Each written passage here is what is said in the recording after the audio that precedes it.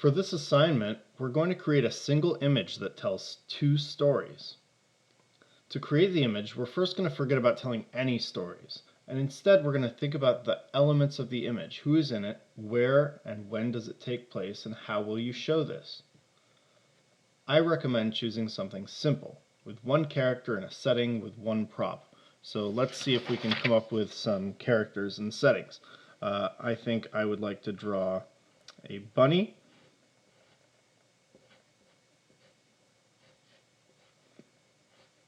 And my bunny is going to be sitting there very sweetly. And my bunny is going to have, let's see, maybe a dinner plate with a fork.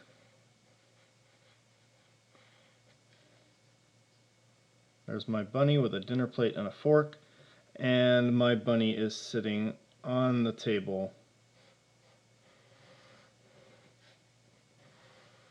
with a dinner plate and a fork. So what I've done is I've kind of sketched out one character, one setting, and one prop. Actually, it's two props, but it's still pretty simple, and it's enough that I can kind of work with it.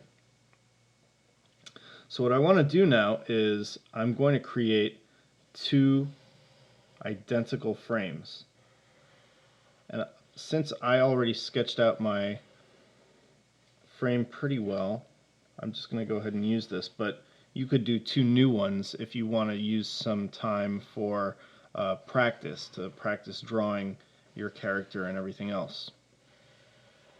And now the challenging part is this.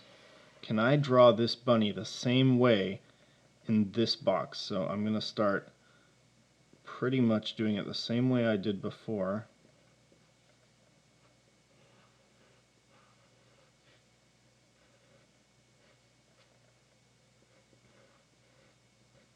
And in comics, we end up kind of doing a lot of repetition.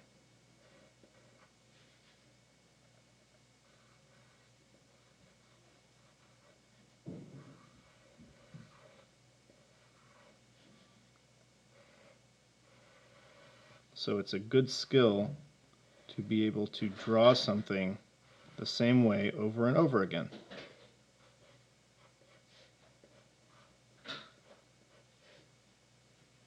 I'm just going to refine this a little bit so it looks just like the other one. And now I can come up with two bits of text that tell very different stories about the same image. So with the first one, I'm going to say Mr. Bunny